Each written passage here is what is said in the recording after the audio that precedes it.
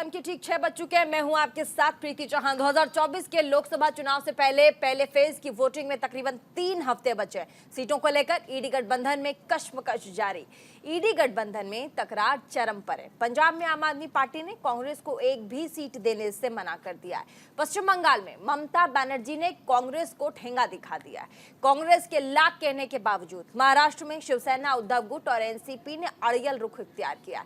महाराष्ट्र में महाआघाड़ी में बात बनती नहीं दिख रही, क्योंकि उद्धव ठाकरे ने अपने उम्मीदवारों के नाम का ऐलान कर दिया है। तो वहीं बिहार में पूर्णिया सीट को लेकर आरजेडी और कांग्रेस में ठन गई है। कांग्रेस में हाल ही में शामिल हुए पप्पू यादव पूर्णिया सीट पर लड़ने को आमादा है, तो वहीं जदयू से आरजेडी में शामिल बीमा भारती भी सीट छोड़ने को तैयार नहीं। और हो भी क्यों, क्योंकि उन पर भी आरजेडी सुप्रीमो लालू यादव का वरदान। ऐसे में पप्पू यादव ने साफ कर दिया है कि वो दुनिया छोड़ देंगे, लेकिन पूर्णिया नहीं छोड़ पाएंगे। इतना ही नहीं, पप्पू यादव ने कहा है कि पूर्णिया में फ्रेंडली फाइट होगी, जबकि राजनीति के जानकारों का मानना है कि चुनाव में फ्रेंडली फाइट नहीं होती है।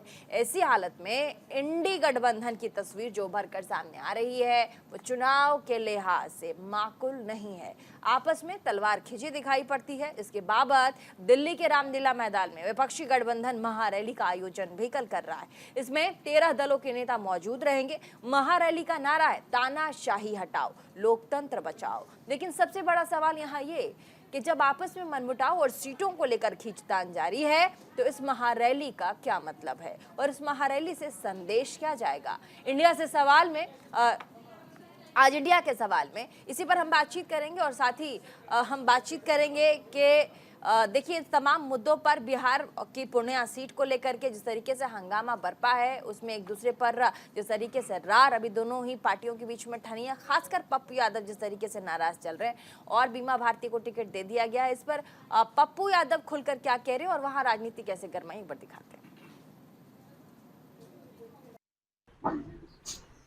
फिर कह रहा हूं कि हमने और पूर्णिया की जनता की भावनाओं को अपने आदरणीय नेता राहुल गांधी जी, प्रियंका गांधी जी तक हमने पहुंचा दिए और मुझे भरोसा ही नहीं, उम्मीद है कि उनका पूरा आशीर्वाद, स्नेह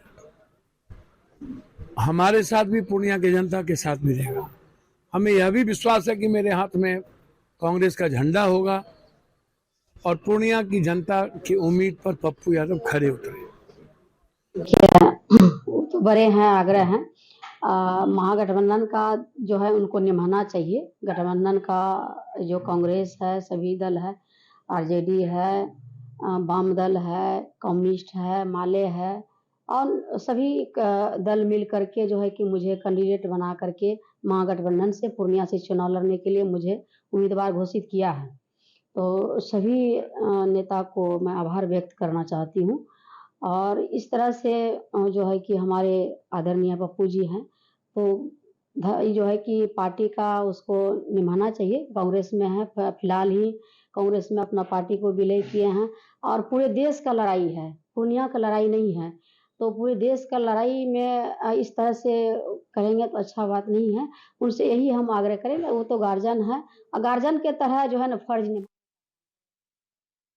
जिस तरीके से शिवसेना ने जोर जबरदस्ती की है और एक तरह से कांग्रेस पार्टी को अपने घुटने पे लाके दे दिया है, वह निश्चित तौर पर शिवसेना के पूरे नियत के ऊपर सवाल करने वाला है। कांग्रेस का जो कैडर है, जो मेरे से जुड़े हुए जो लोग हैं, वो सारे के सारे लोग शिवसेना के इस कैडर का, शिवसेना के इस उम्मीदवार का विरोध करेंगे और सिर्फ कैडर ही नहीं, कांग्रेस के कार्यकर्ता नहीं, कांग्रेस को मानने वाले मतदाता भी इस खिचड़ी चोर के लिए काम नहीं करेंगे, उसको वोट नहीं देंगे। ऐसी मैं घोषणा कर रहा हूं। अभी अगले हफ्ते हम बता देंगे। चुनाव लड़ने का तो पूरा इरादा है, चुनाव नहीं लड़ेंगे तो जाएंगे कहां, 5 साल घर पे बैठेंगे। कांग्रेस के नेतृत्व का ध्यान आकर्षित करना चाहता हूं कि आप अभी भी इंटरवीन करिए, नहीं तो अलायंस तोड़िए। अगर पार्टी को बचाना है तो अलायंस तोड़िए और मैदान में उतरिए, लेकिन आप शिवसेना के साथ अलायंस करके अपने आप को हमेशा के लिए खत्म करने का जो फैसला कर रहे हैं वो बहुत ही आत्मघाती है पूरे कांग्रेस पार्टी के लिए और इसका असर पूरे महाराष्ट्र में पड़ेगा, महाराष्ट्र से बाहर भी पड़ेगा। तो आपने देखा कि आखिर सियासत में इस वक्त इंडिया गठबंधन का हाल क्या है।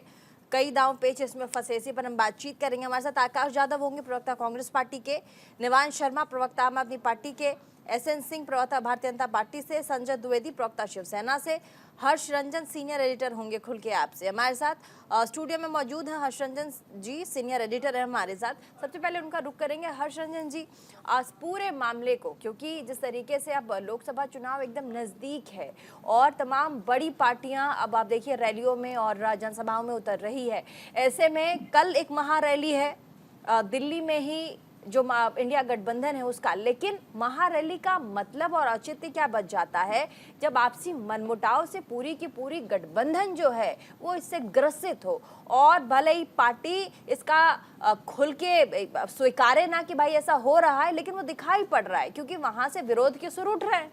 हर्षरंजन जी आपने बिल्कुल ठीक कहा, बल्कि आपके हर सवाल में ही आपका जवाब भी छुपा हुआ है, क्योंकि आपने देखा कि किस तरीके से बिहार में इनकी फ्रेंडली फाइट हो रही है, पप्पू यादव वहाँ से लड़ रहे हैं। महाराष्ट्र में आपने बताया कि स्थिति और भी गड़बड़ है, जो वहाँ महा अगाड़ी है, मैं उसको कह रहा हूँ कि वो एक तरीके से अब महा बिगाड़ी हो गया है और इसका फ़ायदा सीधे उनके विपक्ष में जो खड़े हैं उनको मिलेगा। इसके पहले भी लगातार आपने देखा कि किस तरीके से बंगाल में इंडी गठबंधन की हालत क्या रही, बिहार में जो इसके सर्वमान्य नेता हो रहे थे नीतीश कुमार, वो किस तरीके से पूरा यू टर्न लेते हुए बीजेपी में ही चले गए, एनडीए में चले गए। तो इंडिया गठबंधन तो ऐसा है कि जो जन्म लेने से पहले ही टूट चुका है। तो ऐसे में कल की रैली का कोई ख़ास मतलब, कोई ख़ास संदेश जनता के बीच में जाना नहीं है, इस वजह से कि एक टूटे हुए दिल से, आपसी टूटे हुए किरदार क्या कुछ संदेश दे देंगे। ये जितनी बैठकें हुई हैं इंडिया गठबंधन की इसके फॉर्मेशन के बाद से, आप देखिए हर बैठक के बाद इंडिया गठबंधन और टूटा है, बल्कि वो गठबंधन अब है ही नहीं। हेमंत सोरेन चूँकि खुद गिरफ्तार हैं, पूर्व मुख्यमंत्री थे, अरविंद केजरीवाल गिरफ्तार हैं, दोनों की पत्नियां मिल रही हैं और कल वहाँ होंगे। तो चूँकि वो एक ऐसा मामला है कि भाई हमारा भी कष्ट वही है, आपका भी कष्ट वही है, हम दोनों भ्रष्टाचार के आरोपी हैं, तो ऐसे में मिल ज़रूर रहे हैं, लेकिन जनता के बीच कोई पॉलिटिकल संदेश या कोई इलेक्टोरल संदेश जाएगा ऐसी कोई संभावना नहीं। महारैली है, जनता के बीच में कोई संदेश जाने की संभावना नजर नहीं आती। आकाश यादव प्रवक्ता कांग्रेस पार्टी के हमारे साथ, आप क्या कहेंगे इस पर? कल महारैली होगी, तमाम बड़ी जो पार्टियां हैं आपके साथ गठबंधन में, इंडिया अलायंस में, वो पार्टियां आपके साथ दिल्ली में कल महारैली में नजर आएंगी, लेकिन एक तरफ मनमुटाव जहां पर हमने देखा है कि सीटों को लेकर के खासकर महाराष्ट्र से कैसे संजय निरुपम के बगावती सुर आए। अभी पूर्णिया में बीमा भारती को टिकट दिए जाने के बाद पप्पू यादव लगातार मीडिया में कहते रहे कि पूर्णिया को मुझसे अलग नहीं किया जा सकता और ना ही मैं कभी पूर्णिया से अलग हो पाऊंगा, और अब तो वो दावा भर रहे हैं कि कांग्रेस पार्टी से वो चुनाव लड़ेंगे। बंगाल में भी आप देख लीजिए तमाम सीटों पर आम आदमी टीएमसी ने अपने कैंडिडेट्स उतार दिए हैं। तो ऐसे में महारैली का औचित्य क्या रहेगा कांग्रेस पार्टी के लिए कल के लिए? सबसे पहले तो मेरे मित्र को मैं बता दूं कि सबसे बड़ा जो कल रैली में से संदेश जाएगा देश को, जो इलेक्ट्रल बॉन्ड से जो चंदा दो धंधा लो का भ्रष्टाचार, दुनिया का सबसे बड़ा भ्रष्टाचार मोदी जी ने किया है, उसका सबसे बड़ा कल संदेश पूरे देश में जाने वाला है। और दूसरी बात, जिस तरीके की तानाशाही, जिस तरीके की यंत्रणा का दुरुपयोग करके विपक्ष को आज चुनाव के पर्व में भी, जिस तरह केजरीवाल जी हो, महाराष्ट्र के अंदर कुछ हमारे उम्मीदवार हो, हमारी इसकी रामटेक की उम्मीदवार हो, उसका कास्ट सर्टिफिकेट के बारे में जिस तरीके से निर्णय लिया जा रहा, तो जितना हो सकता है भाजपा अपना सत्ता का दुरुपयोग करके विपक्ष को रोकने का प्रयास कर रही है, और ये डर जो है ये इनकी हार दर्शाता है मैडम जी। दूसरी बात में आपको महाराष्ट्र का राजनीति के लेके बहुत संजय निरुपम जी का व्यक्तिगत राय हो, देखिए चुनाव ये लोकतंत्र का सबसे बड़ा महापर्व है।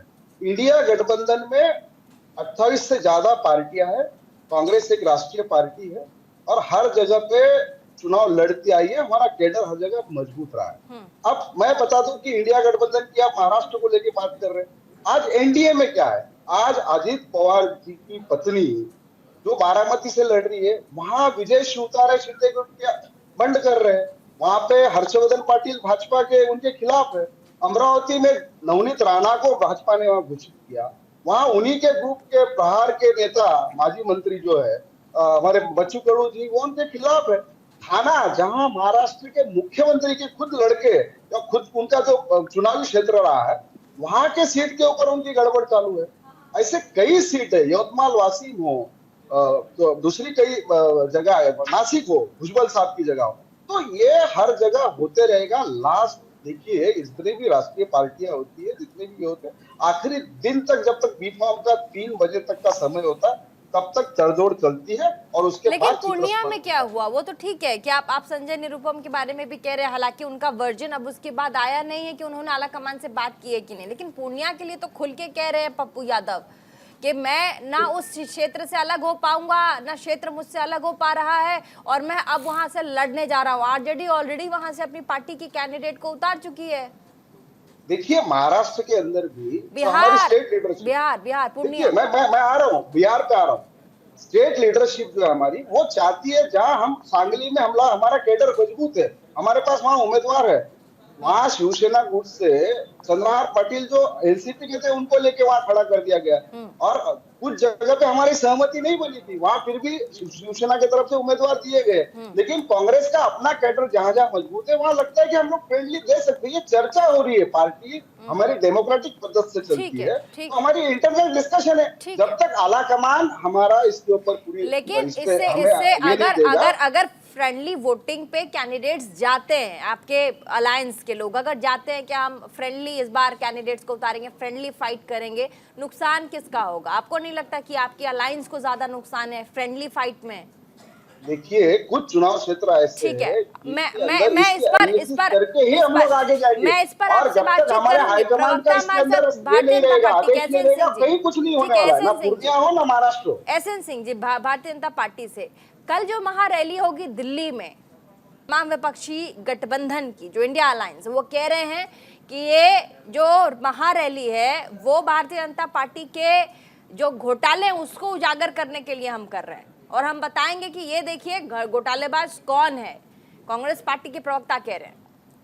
प्रीति जी, देखिए, चोर चाहे एक हो चाहे सैकड़ों एक साथ खड़े हों, दूसरे से पूछेगी कि ये किसकी रैली हो रही है, तो लोग कहेंगे कि चोरों की रैली हो रही है।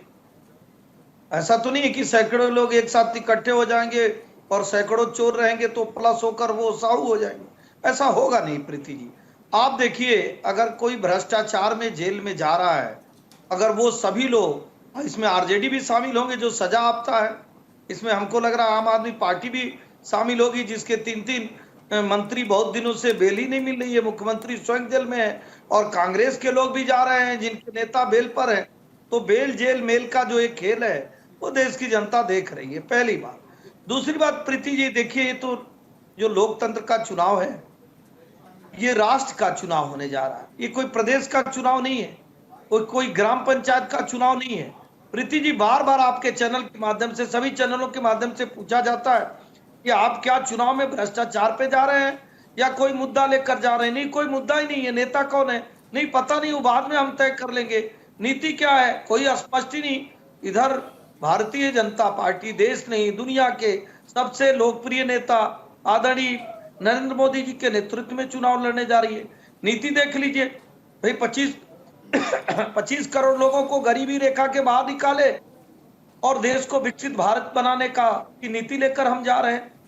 कहीं उजाला, कहीं उज्ज्वला, किसानों को सम्मान निधि, गरीब कल्याण की योजनाएं, बहुत जो ऐसे नहीं, लेकिन महारैली में अगर कहा जा रहा है कि हम इनके करप्शन को उजागर करेंगे, तो वो ईडी सीबीआई का नाम भी आएगा कि भाई हमारे लोगों के नाम ये ईडी और सीबीआई के खाते में डाल रहे हैं। इनके लोग क्या सबके सब साफ सुथरे हैं? नीति जी, हम तो क्यों चर्चा करें उस पे? हर्षद मेहता घोटाले पे, कलमाड़ी घोटाले पे, 2G घोटाले पे, कोयले घोटाले पे, चारा घोटाले पे। और चारा घोटाला तो कांग्रेस की सरकार में हुआ था। चारा घोटाले में लालू जी को सजा कांग्रेस की सरकार में हुई थी। तो अगर घोटालेबाज एक साथ इकट्ठे हो रहे हैं, तो एक देसी कहावत है कि सांच को आंच कैसा, चोर का शोर कैसा। चोर कितने भी शोर मचाएंगे, जनता उसको सुनने वाली नहीं है। और बहुत बढ़िया, एक मेरे मित्र यहाँ पे अभी अजय हर्ष रंजन जी ने कहा, भैया ये कहाँ सहयोगी आपके इकट्ठे कहाँ हैं? सबसे पहले सहयोगी जो संयोजक के रूप में थे नीतीश कुमार जी, वो साथ ये कहकर छोड़ दिए कि राहुल जी को तो कुछ आता ही नहीं, वो तो केवल यात्रा करना जानते हैं।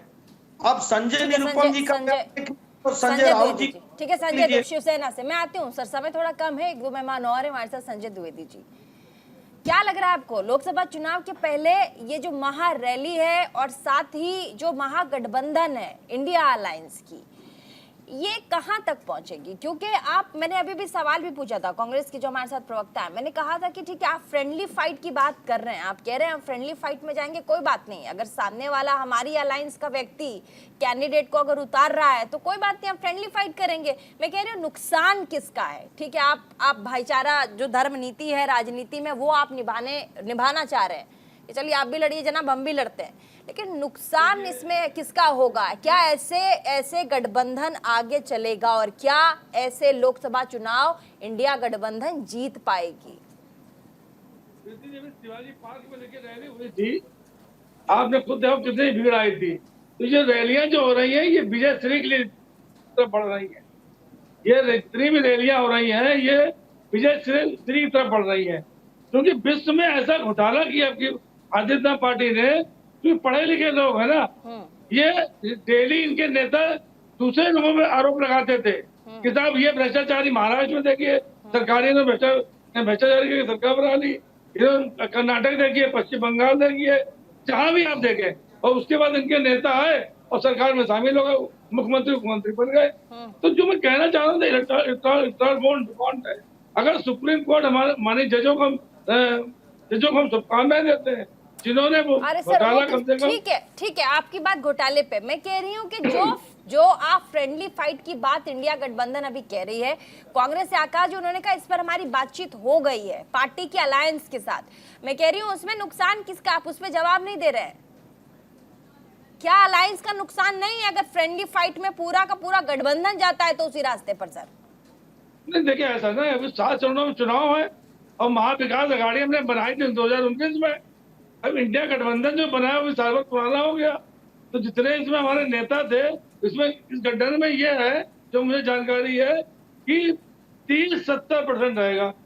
30% अगर बीजेपी को मिल जाते हैं, 70% जो वोट आ रहा है उसमें हमारा एक प्रत्याशी खड़ा होगा। अच्छा, और जिन लोगों के आप लोगों ने टिकट काट दिए कांग्रेस के ही मुंबई में, महाराष्ट्र में, वो गुस्साए लोग आपको जीतने देंगे? आपने सोचा है ये तो जब से चुनाव चल रहा है तब से ये हो रहा है, जब से चुनाव चल रहा है तब से जिनका टिकट कट जाता है एक आध लोग खड़े हो जाते हैं, लेकिन उससे कोई मतलब नहीं है।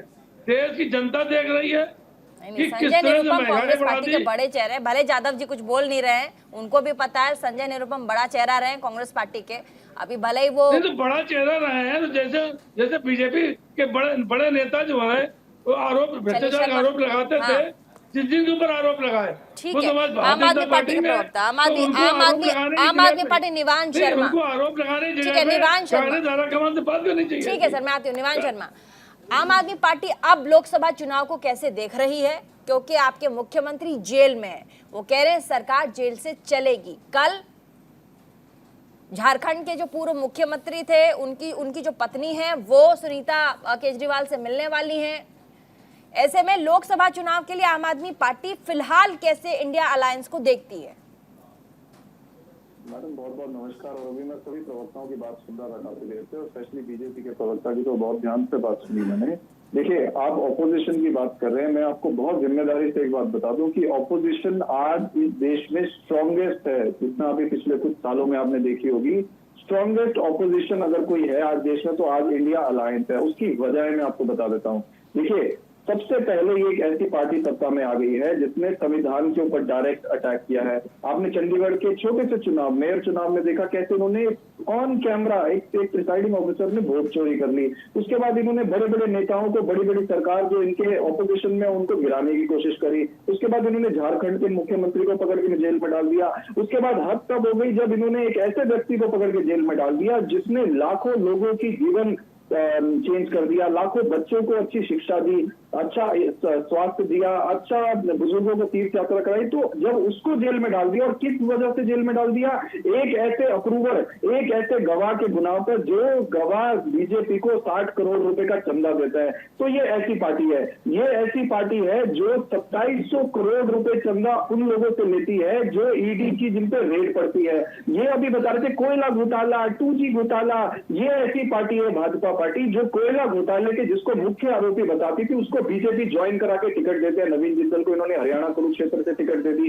कहाँ गया कोयला घोटाला? आप तो पहले कहते थे वो कोयला चोर है और कांग्रेस कोयला चोर है, अब आप कोयला चोर जिसको बोलते थे उसको आप सिपाही बता रहे हैं। उसके बाद 2G स्पेक्ट्रम, इन्होंने जिसको 2G स्पेक्ट्रम 1 लाख करोड़ रुपए का घोटाला, भारतीय एयरटेल लिमिटेड जो है वो लेकिन सवाल ये है निवान जी, सवाल ये है निवान जी, आज जो है आज पूरी तरह से ये बीजेपी भ्रष्ट, देश की आज तक की सबसे भ्रष्ट पार्टी है। ये प्रूफ हो गया ऑन रिकॉर्ड। सुप्रीम कोर्ट ने इनकी पोल खोल दी। एसएन सिंह जी जवाब देंगे। ये जो चंदा लेते हैं ये वसूली करते हैं, वसूली पार्टी है ये, इसको हटाने एसएन सिंह जी जवाब देंगे। छोटे से ब्रेक के लिए रुकना पड़ रहा है। ब्रेक के बाद भारतीय जनता पार्टी के प्रवक्ता से जवाब लेंगे। छोटे से ब्रेक के लिए रुक रहे हैं।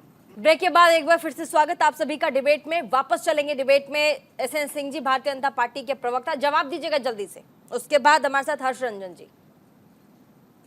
हमारे मित्र ने 4 शब्दों का इस्तेमाल किया, भ्रष्टाचार, जेल, संविधान और चंदा। हम भ्रष्टाचार से शुरू कर लेते हैं।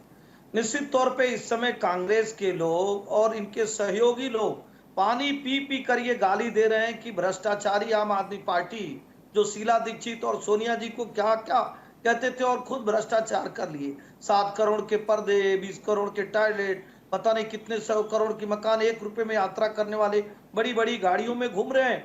और जेल की जो बात कहे तो संविधान भी उसी से बनता है और बचता है जब भ्रष्टाचारी जेल में रहता है और अच्छे लोग वो सीना तान के समाज में रहते हैं। निश्चित तौर पे संविधान तभी बचता है जो भ्रष्टाचारी होता है उसके ऊपर कार्रवाई होता है, और संवैधानिक जो संस्थाएं हैं वो बेल नहीं देती हैं। ये बेल की बात हो गई। रही बात चंदा की, प्रीति जी, चंदा निश्चित तौर पे ब्रिटेन और कनाडा के भारत विरोधी गतिविधियों में जो आतंकवादी घटनाओं में लिप्त रहने वाले लोग कह रहे हैं कि आम आदमी पार्टी को हमने चंदा दिया है, इसलिए हमने भ्रष्टाचार, जेल, संविधान और चंदा पर सवाल उठाने वालों पे ये जवाब था। तीसरी बात मैं कहूंगा कि देखिए आम आदमी पार्टी का जन्म कैसे हुआ ये सब लोग जानना चाहते हैं और जानते भी हैं। कांग्रेस के भ्रष्टाचार के विरोध में आम आदमी पार्टी का जन्म होता है कि कांग्रेस एक भ्रष्टाचारी पार्टी है, उसके भ्रष्टाचार को मिटाने के लिए। अरे अब मैंने बोला नहीं प्रीति जी, मैं तो बोला नहीं इनके बीच में। तो आप चाहेंगे तो नहीं बताऊंगा, आप चाहेंगे तो मैं तो बताया। आपने शराब घोटाले के सर्जने से क्यों लिए? भाई ऐसे भ्रष्टाचारी जिसको जेल रेट लगती है और बीजेपी को चंदा आता है, क्योंकि जिस ईडी की रेट बढ़ती है बीजेपी को चंदा आता है, ईडी की रेट बढ़ती है बीजेपी को चंदा आता है। ये आप वसूली गैंग चला रहे हैं, पार्टी नहीं वसूली गैंग है आपका। नीति जी नीचे बुलवा लीजिए। मैं तो एसएन सिंह जी को पहले बोलने दीजिए, उसके बाद 2700 करोड़ रुपए आपने। लेकिन उनका सवाल भी जायज है। अच्छा, एसएन सिंह जी भी कह रहे हैं, एसएन सिंह जी का सवाल बड़ा जायज है कि आप लोग एक टैगलाइन के साथ आए थे। वो टैगलाइन था, मैडम हमारा सवाल जायज नहीं। नहीं एक सेकंड, आपका सवाल मैंने पूछ लिया, जवाब मैंने ले लिया, मैंने जवाब ले लिया। निवान जी, आपने जो सवाल पूछा उसका जवाब मैंने लिया है, लेकिन वो ये भी कह रहे हैं ये सवाल पार्टी के ऊपर है या नहीं कि कांग्रेस पार्टी को जिस भ्रष्टाचार के आरोप में लपेट कर कांग्रेस को साइड किया गया, आज उसी भ्रष्टाचार में लिपट कर आम आदमी पार्टी के मुख्यमंत्री और तमाम उनके बड़े चेहरे मंत्री जेल में हैं। निवान, क्या देश के संविधान से ऊपर और कोई बात है आज देश में? अरे कौन सा संविधान की पार्टी जो देश के संविधान के ऊपर अटैक करेगी उसके ऊपर भी कोई बात है देश में? अरे हर्ष रंजन जी संविधान की बात ये बताइए सवाल पे फिर आप संविधान आप भी कहाँ जवाब दे रहे हैं? नहीं देते, किस संविधान की बात कर रहे हो? निवान जी, आप भी कहाँ जवाब दे रहे हैं? वाले इस संविधान की बात कर रहे हैं, इस संविधान की बात कर रहे हैं। भाई रोहिंग्या का साथ देना संविधान है, आतंकवादियों का साथ देना संविधान है, भ्रष्टाचार करना संविधान है। उसी संविधान पर हाथ रख के आपके मुख्यमंत्री, आपके मंत्री शपथ लेते हैं 60 करोड़ रुपए और भ्रष्टाचार करते हैं। किस संविधान की बात करते हैं? कौन सा संविधान? यही तो दिल्ली की जनता पूछ रही है। आज दिल्ली की जनता आपके साथ क्यों नहीं है? जो दिल्ली की जनता आपको सर आंखों पर बैठाई, वो दिल्ली की जनता आपके साथ क्यों नहीं है? क्योंकि दिल्ली की जनता के साथ आपने झूठ बोला। कौन सा नेता आपको इन्वॉल्व है 27 करोड़ रुपए के घोटाले में? बताइए। ईडी का क्या है ना, देखिए रोने धोने से कुछ नहीं होगा। अगर आप अच्छे प्रवक्ता है तो आपको कोर्ट में जाना चाहिए और बताना चाहिए वो क्यों नहीं छोड़ देती मनीष? करोड़ रुपए सुप्रीम कोर्ट में इनका पर्दा प्राप्त कर दिया। सुप्रीम कोर्ट में केजरीवाल जी आपसे बढ़िया केजरीवाल जी बोलते हैं, लेकिन केजरीवाल जी गलत कर दिए तो बोलने से कुछ नहीं होता। अगर बोलने से निवान जी, अगर केजरीवाल जी छूट जाते तो वो तो अच्छा बोलते हैं, आपसे खराब बोलते हैं क्या केजरीवाल जी? संजय सिंह आपसे अच्छा बोलते हैं, अगर आप कहें और करेंगे कुछ और ठीक है, ठीक है, हर्ष रंजन जी, हर्ष रंजन जी, रुक जाइए, हर्ष रंजन जी, हर्ष रंजन जी, हर्ष रंजन जी, ये भ्रष्टाचार के हर्ष रंजन जी, मैं आपसे पूछना चाहूंगी, एज ए पत्रकार होने के नाते मैं आपसे पूछना चाहूंगी कि जब भी देखिए आम आदमी पार्टी का नारा रहा, किसी के बीच में बोलना, कुछ भी बोलना, रुक जाइए एसएन सिंह जी रुक जाइए। देखिए आप लोग दोनों पार्टियों के प्रवक्ता एंकर मत बनिए, रुक जाइए, मुझे सवाल पूछने दीजिए, और भी लोग हैं, मैं पूरा मौका आप लोगों को दे रही हूँ। मैडम जवाब नहीं देंगे, रुक जाइए, मुझे सवाल पूछने दीजिए। नहीं आप लोग नहीं प्लीज मुझे बात करने, मैं आपसे आपका जवाब ले रही हूँ, मैं उनके भी सवाल ले रही हूँ, आपका भी ले रही हूँ, लेकिन और भी लोग हैं, उनको भी जवाब देना है, वो भी अपनी पार्टी का प्रतिनिधित्व कर रहे हैं, ऐसा मत कीजिए आप। हर्ष रंजन जी, जब भी करप्शन की बात आती है, ईडी, अब देखिए चुनाव है तो ईडी और सीबीआई छोड़ के हम इस बार का चुनाव तो देखते नहीं है, ये जिक्र आएगा ही आएगा, लेकिन ऐसे में जब भी आम आदमी पार्टी से पूछा जाएगा कि भाई आपने जिस तलवार से कांग्रेस पार्टी की साख काटी थी वो था करप्शन, आज उसी में लिपट कर आपके लोग अंदर चले गए, फिर जवाब नहीं आता है। देखिए मैं प्रीति वही कहना चाह रहा हूं कि दरअसल दूसरे पर आरोप लगाने से अपने ऊपर जो आरोप लग रहे हैं वो कम नहीं हो जाते, वो मिट नहीं जाते। आम आदमी पार्टी की बात पहले करूंगा, भारतीय जनता पार्टी की बात उसके बाद करता हूं। आम आदमी पार्टी जो एक रीजनल पार्टी के तौर पर दिल्ली में one man party Arvind Kejriwal और मनीष सिसोदिया के नाम पर उभरी और जिनके साये में उभरी, आप स्वयं बताइए कि क्या जो केजरीवाल ने अपनी छवि प्रस्तुत की थी 2013 में, 2014 में, आज वो छवि है? कहीं देश में आपने ये सुना है कि शराब की बिक्री पर एक फ्री किसी स्टेट में दिया जा रहा हो? मैडम ये ऐसा प्रोपेगेंडा फैलाना बंद करिए, ऐसा बोलिए, प्रोपेगेंडा फैलाना बंद करिए, ऐसा नहीं है, ये झूठ बोलना बंद करिए। देखिए ये राजनीतिक विश्लेषण नाम हटा के इनका भाजपा लिख दीजिए आप। देखिए वो बताइए, आप सही कह सकते हैं, लेकिन क्या है, अच्छा सुन तो लीजिए, मैं आपको काउंटर करने का मौका तुरंत दूंगी, पहले सुन लीजिए क्या कह रहे, थोड़ा धीरज रखिए। अच्छा पहले बोल तो लें, पहले बोलने में आपको पूरा मौका दूंगी निवान जी, आपको शिकायत नहीं रहेगी, मैंने आपको मौका नहीं दिया, आप रुक जाइए, मैं आपको मौका दे रही हूँ, उनको बोलने दीजिए, तभी आप काउंटर करोगे ना, आपके पास भी तो मटेरियल होना चाहिए काउंटर करने के लिए। देखिए मैं तो जो फैक्ट्स हैं सिर्फ वही फैक्ट बोल रहा हूँ। इस पूरे देश में अगर सबसे सस्ती शराब कोई मिलती है आपकी जानकारी के लिए तो मैं बता दूं वो अरुणाचल प्रदेश में मिलती है, लेकिन कहीं भी एक पर एक फ्री नहीं मिलता है, एक पर एक सामान वो फ्री दिया जाता है जो जनता के बीच में ज्यादा बेचने के लिए दिया जाता है। क्या केजरीवाल जी की सरकार ने दिल्ली में 1+1 शराब फ्री नहीं दिया? जवाब लीजिए, ये तो फैक्ट है। आप जिस जवाब लीजिए, आप नहीं मैं तो बात कर रहा हूँ, फैक्चुअल बात कर रहा हूँ, मैं कोई नेता तो हूँ नहीं, और मैं जवाब लूंगी, और उनकी पर्सनालिटी डेंट हुई है, ये मान लीजिए।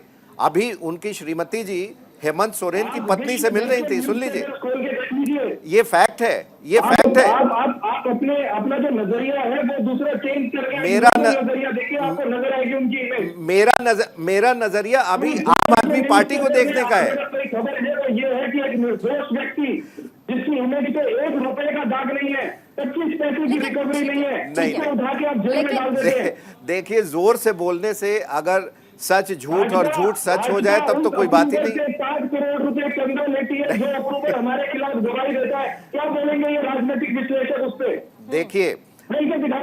देखिए जो जोर से बोलने से ये हमेशा साबित होता है, हमेशा ये साबित होता है जब आपके पास एक सेकंड चिल्लाइए मत, चिल्लम चिल्ली करेंगे ओवरलैप होगा, लेकिन सवाल तो ये है नहीं, ठीक है सुनिए, सवाल तो ये है, भाग नहीं सकते आप, आपसे सवाल पूछा जाएगा कि आप जब आपकी शराब नीति बहुत अच्छी थी, इतनी अच्छी थी, फिर आपने चेंज क्यों किया?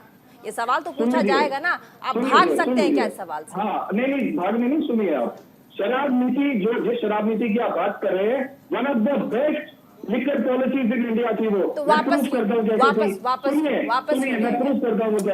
क्यों लिया गया, आप ये बताओ। हमारी शराब नीति हमें पता है, शराब नीति वापस क्यों लिया गया, आप ये बताओ ना। जब तक सुनेंगे नहीं कैसे पता लगेगा। मैं कह रही हूँ शराब नीति आप हमें मत बताइए, वो हमें पता है, वापस क्यों लिया गया। वापस इसलिए ली क्योंकि अफसरों के सर पे ईडी और सीबीआई बिठा दी गई। अच्छा, प्रेशर डाला गया कि ये लिकर पॉलिसी आगे नहीं बढ़नी चाहिए। सेम पॉलिसी पंजाब में इम्प्लीमेंटेड है, same policy is working in Punjab and 90% government revenue. अगर आपको जानकारी नहीं है तो आप झूठे, इन लोगों के जो विश्लेषक है, इन लोगों के झूठे।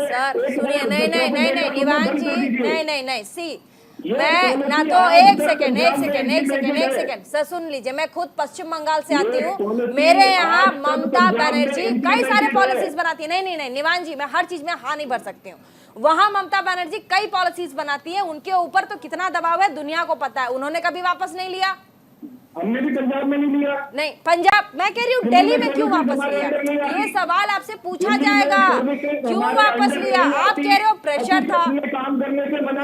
ये ठीक है, कांग्रेस पार्टी के प्रवक्ता। नहीं आप जवाब नहीं दे पा रहे। नहीं आप कह रहे हो मुझे जवाब देना है, जवाब दे नहीं रहे, घुमा रहे हैं आप। हर चीज जल्दी से जवाब दीजिए। मैं सिर्फ एक चीज बोल रहा हूँ, देखिए मैं सिर्फ एक चीज बोलना चाहता हूँ। जब कोई भी व्यक्ति, चाहे वो किसी भी पार्टी का हो या कहीं से भी हो, जब वो अपनी बात बहुत ऊंची आवाज में या बहुत चिल्लाकर बोलता है, इसका मतलब ये होता है साइकोलॉजी में कि उनके पास फैक्ट की कमी है। वो they want to be listen, इसलिए जोर से बोलते हैं। आजाद रुकिए, और लोग हैं। मैंने आपको मौका दिया, लेकिन आप आराम से रखिए। ठीक है, बोलिए। चलिए 30 सेकंड। वापस क्यों लिया? आप क्या है ये नहीं बताएंगे, वापस क्यों लिया ये बताइए। नहीं, मैं आपको ये बता रहा हूँ वापस क्यों लिया। आप सुनिए तो सही। दिल्ली के अंदर सर्विसेज हमारे अंदर नहीं है। सेम लिकर पॉलिसी पंजाब में आज तक चल रही है क्योंकि सर्विसेज हमारे अंदर है, और वो पॉलिसी 90% रेवेन्यू गवर्नमेंट में दे रही है। दिल्ली के अंदर सर्विसेज एनसी के अंदर आती है, और इन्होंने सर्विसेज जितनी भी है उनके ऊपर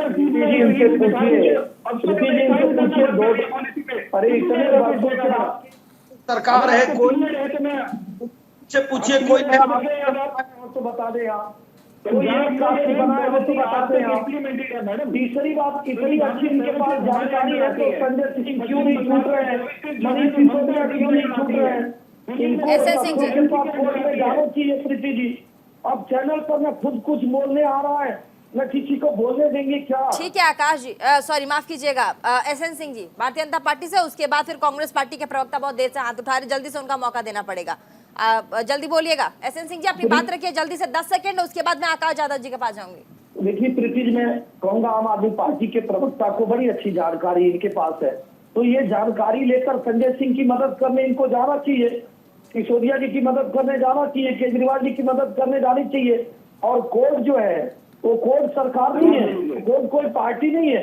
कोर्ट निश्चित तौर पे वो एक संवैधानिक संस्था है, संवैधानिक संस्था के द्वारा बनी हुई एक संवैधानिक संस्था है, तो निश्चित तौर पे आपको वो छूट देगी।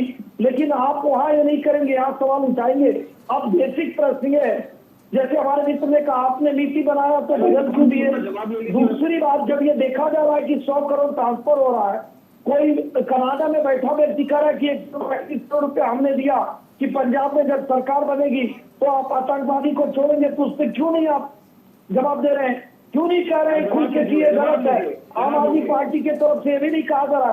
तो देश की जनता ये जानना चाहेगी, ऐसी ईमानदार पार्टी कब भ्रष्टाचारी पार्टी हो गई जो ईमानदारी के नाम पे उसका काम हुआ था, जमुना साफ करना था, उसको लोकपाल बिल ले आना था, देश की समस्याओं को दूर करना था, लेकिन वो खुद समस्या बढ़ गए। इस नाते मेरे मित्र आप पहले अपनी आकाश समय में बोलिए। नहीं कांग्रेस पार्टी के नहीं प्लीज समय नहीं, मैं इतना नहीं, जस्ट नहीं, आप लोग बाहर जाके बोलेंगे, इस शो में हमें नहीं बोलने दिया जाता। आपके साथ ऐसा हो तो अच्छा लगेगा। 2 मेहमान बैठे हैं, वो भी अपनी पार्टियों का प्रतिनिधित्व कर रहे हैं, उनको भी मौका मिलना चाहिए। शिवसेना से भी है, कांग्रेस पार्टी से भी है। जाधव जी बोलिए। प्रीति जी, इलेक्ट्रल बॉन्ड हो, पीएम केयर्स फंड के 7 लाख करोड़ हो, कैग के अंदर जितने भी सवाल उठाए गए, अडानी के 18 लाख करोड़, क्या ये सवाल पूछे नहीं जाने चाहिए सरकार से? और जब क्या ये भाजपा जो है, जो झूठी सरकार है, ये क्या अमर पट्टा लेके पैदा हुई है? इस लोकतंत्र के अंदर बड़े बड़े तानाशाह हुए, किसी का भी पूरी तरीके से ये नहीं रहा। जिस दिन ये सरकार बदलेगी, सबसे पहले अगर कोई जेल में जाएगा तो आदरणीय नरेंद्र मोदी जाएगा, दूसरा जाएगा तो गौतम अडानी जाएगा, तीसरा जाएगा तो अमित शाह जाएगा। देखिए पीएमएलए जो कानून है, वो कानून का मिसयूज करके इन्होंने इस देश के विपक्ष को, इस देश के लोकतंत्र को पूरी तरह गुलाम बनाने की साजिश की है। जिस तरीके से झूठा आरोप, पूरी अपनी यंत्रणा को गलत तरीके से वापस, इन्होंने इनकी टैगलाइन कही थी, इनकी टैगलाइन थी कि हम इस देश का काला धन वापस लाएंगे। अच्छा ठीक है, उनको बोलने दीजिए। जवाब इनका क्या हुआ? इनकी शिक्षा नीति क्या रही? इनका भ्रष्टाचार क्या है? ये आप नहीं बता रहे। आप विपक्ष के अंदर एक छोटा दल एक पॉलिसी बनाता है और उसके ऊपर सवाल उठते हैं, तो पीएमएलए के लिए सालों उनके लोगों को आप अंदर रखते हैं। मैं आपको बताता हूँ पीएमएलए के अंदर एक छोटा सा लूप होल्स क्या है कि किसी के स्टेटमेंट पे आप उसको बुला सकते हैं। एक बात बताइए ड्रॉबैक उसका मिसयूज करके लोकतंत्र को गुलाम बनाना घातक है। अच्छा मैं देश के अंदर कब तक चलेगा? इस तरीके से देश का लोकतंत्र आबाद रहने वाला है। इस तरीके से देश आगे बढ़ने वाला। अच्छा मैं सवाल पूछती हूँ जी, ये हमें सवाल पूछना जरूरी है। यादव जी मैं पूछ लूं? मैं आपका भी जवाब नहीं है। आने वाले समय में, भविष्य में हमारा आने वाला हिंदुस्तानी पूछेगा आपसे। न्यूज चैनल मुझसे पूछेगा। क्या कर रहे हैं? मैं सारे लोगों को मौका दे रही हूँ, मुझसे पूछेगा तो मैं बताऊंगी सर। मैं खुद जेल नहीं, आप चौथा स्तंभ है। आज चौथा स्तंभ क्या कर रहा है? आपके ऊपर प्रश्न चिन्ह खड़े हैं। मैं जवाब देने के लिए तैयार हूँ। सरकार से सवाल जवाब देने के लिए तैयार हूँ। जवाब दे रही हूँ सर, मैं जवाब दे रही हूँ। सुन लीजिए यादव जी, रुक जाइए, मैं जवाब दे रही हूँ आपको। नीति जी आज फिर वही बात है, जवाब ले लीजिए। आपने मेरे ऊपर सवाल उठाया है। अच्छा जवाब, कांग्रेस नहीं हो गई है, इनके पास अपने उम्मीदवार नहीं है खड़े करने को। अच्छा जवाब ले इनके पास आज उम्मीदवार नहीं है। जवाब ले लीजिए यादव। आकाश सुनिए, एक सेकंड। एसएन सिंह एक सेकंड दीजिए मुझे, एक सेकंड रुक जाइए। जहाँ जहाँ करप्शन है, एक सेकंड आकाश जी, जहाँ जहाँ करप्शन है, आपके साथ नहीं है। चिल्ला लीजिए सर, चिल्ला लीजिए। आप सवाल पूछ लीजिए, वो जवाब दे देंगे। आप लोग आपस में एंकर दो, गेस्ट आप बन जाइए आपस में, ज्यादा अच्छा रहेगा सर। मेरी जरूरत नहीं है सर। नंबर सच्चाई सुननी पड़ेगी। तो अभी जवाब में आपने मेरे ऊपर भी, आपसे सुनना। अरे मैं सवाल आपसे पूछ रही हूँ, अभी जवाब भी दे रही हूँ आपको। रुक जाइए। मैं जिस राज्य से आती हूँ सर, वहां भी करप्शन खुलेआम है। मैं भी कई बार पिटी हूँ सर उसी पार्टी से। क्या कर लें, मैं आके बोलूं यहाँ पर? ऐसा नहीं होता। मैं ये कह रही हूँ, नहीं वहां के लोग जो, मैं कह रही हूँ कि जहां भी करप्शन होगा, मैं कह रही हूँ जहां भी करप्शन होगा, मैं कह रही हूँ जहां भी करप्शन होगा सर, जहां भी करप्शन होगा वहां सरकार अपना काम कर रही है। उस पर सवाल ईडी और सीबीआई जब भी न्यायिक जांच पर उठेगा, तब तक सवाल पार्टियां करेंगी, तब तक लोग बोलेंगे कि भाई अगर आप पाक साफ हो तो आप डर क्यों रहे हो? आप सामने आके जवाब दीजिए। अच्छा एसएन सिंह की भारतीय जनता पार्टी, अच्छा भारतीय जनता पार्टी से एसएन सिंह जी, भारतीय जनता पार्टी से जवाब देंगे एसएन सिंह। क्या बोलिए एसएन सिंह बोलिए। आपने कहा 10 सेकंड सुनिए, बड़ी लंबी लाइन है, हम छोटा छोटा बताते हैं। 1987 वो फोर्स तो घोटाला 960 करोड़ किसकी सरकार थी? 92 में शेयर घोटाला 500 करोड़ किसकी सरकार थी? 94 में 650 करोड़ चीनी घोटाला किसकी सरकार थी? और हम करें बड़ा लंबा हो जाएगा, 2-3 चीजें हम पूछना चाहते हैं। लेकिन घोटाले के नाते ही बार बार घोटाले आप करते थे, इसके नाते जनता ने आपको नकार दिया। इससे एक कदम और आगे बढ़िए। प्रीति जी, सबसे बड़ा जो घोटाला था ना, घोटाला था धार्मिक घोटाला। हिंदू धर्म को गाली देने वाला जो घोटाला शुरू किए थे आकाश जी की पार्टी, आज इसके नाते सत्ता से बाहर है। आप बताइए, भगवान राम है कि नहीं है? रामेश्वरम है कि नहीं? राम का मंदिर बनना चाहिए कि नहीं बनना चाहिए? आप बताइए, 370 समाप्त होना चाहिए कि नहीं? 3 तलाक पर कानून आना चाहिए कि नहीं? और ये सारा काम कौन की? भारतीय जनता पार्टी। तो घोटाले पे घोटाला, और जब धार्मिक घोटाला आप करने लगे, सभी धर्म के लोगों ने साथ छोड़ दिया। प्रीति जी, इन्होंने कहा कि सभी कांग्रेस के लोग भारतीय जनता पार्टी में आ गए। अच्छी बात है, प्रीति जी, आखिरी में देश आपके के पास जवाब सभी लोग नहीं होता है इनको तो मत धर्म को देते लेके आते हो। थे, इसी उसके नाते सिवा तो राज्यों आप में कुछ इनकी भी नहीं हो। सरकार थी और केंद्र में भी इनकी सरकार थी। प्रीति जी, वो सभी लोग भारतीय जनता पार्टी को मत देने लगे क्योंकि उनको लगा मोदी जी के नेतृत्व में देश का विकास हो रहा है, इनके नेतृत्व में इनकी पार्टी का विकास मोदी होता जी के था नेतृत्व में और देश मोदी जी बर्बाद के हो रहा है, नेतृत्व अभी में देश की देश का जनता विकास समझ हो रहा चुकी है। है और इसीलिए गरीबों आप को ये जो आवाज मिल हरकतें रहा है, कर रहे हैं ना किसी को मोदी उजाला जी। मिल रहा है, किसी को आज उजाला मिल रहा है, लास्ट किसानों को सम्मान निधि मिल रहा है, बीमार हो रहा है तो दवा शिवसेना हो, से, शिवसेना, 17 बार शिवसेना, से रुक जाइए, काम रुक जाइए, बंद है, बहुत, नहीं, 25 नहीं, करोड़ लोग गरीबी रेखा के बाहर निकल रहे हैं, द्विवेदी साहब, 12 करोड़ घरों में द्विवेदी साहब, योजना जारी है, 54,000 गाँव में बिजली गई। इस तरह से हमने विकास के संजय मार्ग द्विवेदी से जी। सबको अपना बनाने का कार्य किया। संजय द्विवेदी जी, इसलिए मुझे संजय द्विवेदी लगता है जी, कि क्या आपको हाँ। हमें गाली देने के बजाय पार्टी पे, मुद्दे पे, अपने पे ध्यान अब आगे लोकसभा चुनाव के लिए संजय द्विवेदी जी, शिवसेना अपने आप को फिलहाल लोकसभा के लिए, क्योंकि आप उम्मीदवारी और उम्मीदवारों के जो कैंडिडेट्स हैं उनके नाम तो आप लोगों ने अनाउंस कर दिए, सीटों पर सारे कैंडिडेट्स दे दिए हैं। महाराष्ट्र में 2024 के लिए अपनी पार्टी को कहाँ देखते हैं आप? देखिए, महाराष्ट्र में बिल्कुल एक गद्दारों के खिलाफ कई, महाराष्ट्र जो जनता है वो गद्दारों को वोट नहीं देगी और गद्दार जिनके पास गए हैं उनको वोट नहीं देगी। ये निश्चित मान लीजिए आप, जो गद्दारी करके गए हैं, जिन्होंने चुनाव को सम्मान है, ना ईडी सम्मान है, ना सीबीआई सम्मान है, ना आईटी सम्मान है। आज देखिए किसका सम्मान है? जिस देश में जो संवैधानिक संस्थाएं हैं जिनका सम्मान अगर नहीं होगा तो देश कैसे चलेगा? ये तो कोई ताना सा बैठ जाए, इसी तरह घुमाने लगे। इससे पहले कभी ऐसा होता था कि आपको एक ही चीज को लेके जिससे 55 करोड़ ले लिया उसको सरकारी गवाह बना लिया? ये क्यों? किस तरह की राजनीति, किस तरह की जांच चाहिए? जो आदमी सरकारी गवाह वो 55 करोड़ आदमी दे रहे हैं। इलेक्ट्रॉन बॉन्ड जो है, जो पैसा पहले आदमी दाएं से लेता था, अब तो डायरेक्ट आप चमचा दिखा के पैसा ले रहे हैं। अब तो व्यापारियों सामने पैसा ले रहे हैं। जितना पैसा लिया गया है इसकी जांच ईडी नहीं कर पा रही क्या? उनको संज्ञान नहीं आ रहा ईडी को कि इनमें जिन्होंने पैसा दिया है अच्छा, उनको।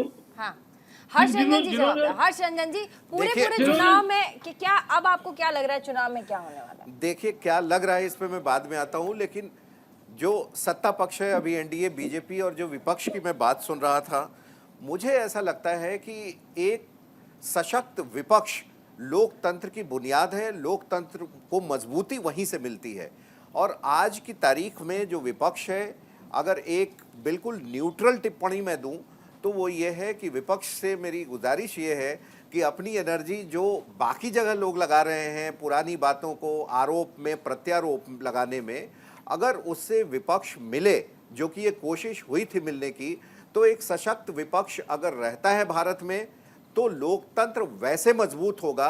लोकतंत्र सत्ताधारी पार्टी खंडित कर रही है, विभाजित कर रही है, ये सिर्फ आरोप लगाने से ये केवल मुंह की बात पूरी होगी, ज़मीनी स्तर पर इसका कोई फ़ायदा नहीं होगा। इसलिए विपक्ष को अभी चाहिए कि जो महाराष्ट्र में हो रहा है कि 6-6 सीटों पे आप फ्रेंडली फाइट कर रहे हैं, जो बिहार में हो रहा है, जिस तरीके से बंगाल में आप साइड कर दिए गए, तो उसको एक तरीके से आना चाहिए साथ में। और ये विपक्ष को, चाहे वो आम आदमी पार्टी हो, शिवसेना, यूबीटी हो, कांग्रेस हो, ये मिल के ऐसा एक करना चाहिए कि कम से कम एक न्यूनतम विपक्ष तो दें। अभी वो नहीं है तो अपनी जो ऊर्जा है आप वहां लगाएं।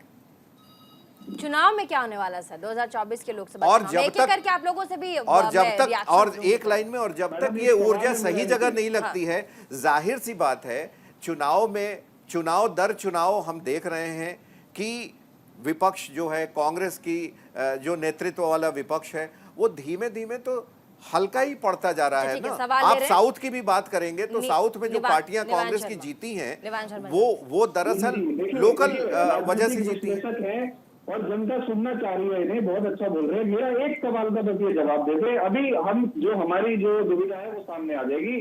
जिस व्यक्ति के कहने पे मुख्यमंत्री जी को जेल में डाल दिया, क्या उस व्यक्ति से बीजेपी ने ऑन रिकॉर्ड इन अकाउंट जो चंदा लिया है उसके लिए बीजेपी पे कार्रवाई होनी चाहिए कि नहीं? देखिए, दो चीजों में मुझे लगता है कि अगर आप ऑन पेपर देखें, सबसे पहले तो जो देश का जुडिशियरी है इस पे आपको गर्व होना चाहिए। राहुल गांधी की, आप अपनी बात बताइए। राहुल, मैं पहले बता रहा हूँ, आपको क्या लगता है, बताइए, इतने घबराते क्यों है बीजेपी से? आपको अगर मैं बीजेपी संक्षेप में कोई नहीं बताऊं, घबरा रहा है। आपको अगर संक्षेप में बीजेपी कोई बताऊं नहीं तो घबरा रहा है। रिश्वत आज में बीजेपी पूरे देश के सामने एक्सपोज हो चुकी है। मैं बता रहा हूं मैं बता रहा हूं ओवरलैप मत कीजिए, सुन लीजिए, ओवरलैप मत कीजिए, मैं बता रहा हूं सुन लीजिए, ओवरलैप मत कीजिए, दरअसल आम आदमी पार्टी आपको ये समझना चाहिए सुन कि लीजिए रिश्वत सर, में और सुन इलेक्टोरल तो बॉन्ड लीजिए, ओवरलैप क्यों कर, सुन 60 लीजिए, करोड़ रुपए अपने अकाउंट में लेके उनके ऊपर कोई सुन कार्रवाई नहीं लीजिए, होगी। जवाब सुन वो सभी लीजिए, धन चलेंगे ठीक है, हमारे जवाब देश में। जवाब जल्दी से हर्षरंजन जवाब। एक लाइन का जवाब है कि इलेक्टोरल बॉन्ड से चंदा आना और रिश्वत लेना दोनों में फर्क है, टेक्निकल डिफरेंस है, इसको समझिए। मिल जाना, चलिए, चंदा आने के बाद बेल मिल जाने की क्या कहेंगे आप? कुछ नहीं कहेंगे आप। रिश्वत क्योंकि में और भारत में चंदे में फर्क है और आपको जुडिशियरी को ये कहना चाहिए कि इलेक्टोरल बॉन्ड आया।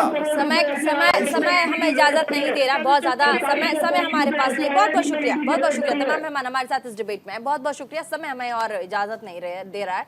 बहुत बहुत शुक्रिया तमाम मेहमानों का। और साथ ही आपने देखा कि कल महारैली है इंडिया अलायंस की दिल्ली में। आगे ये अलायंस कौन सी बड़ी बातें आने वाले 2 लोकसभा चुनाव के लिए कर पाता है और कैसे आगे इनके बीच में जो मनमुटाव है वो कम हो पाता है, और साथ ही एक दूसरे के साथ ये हाथ में हाथ डाले क्या चुनाव के इस पड़ाव को पार कर पाएंगे, ये भी देखने वाली बात होगी। छोटे से ब्रेक के लिए फिलहाल रुक रहे, कहीं मत जाइएगा, देखते रहिए न्यूज़ इंडिया।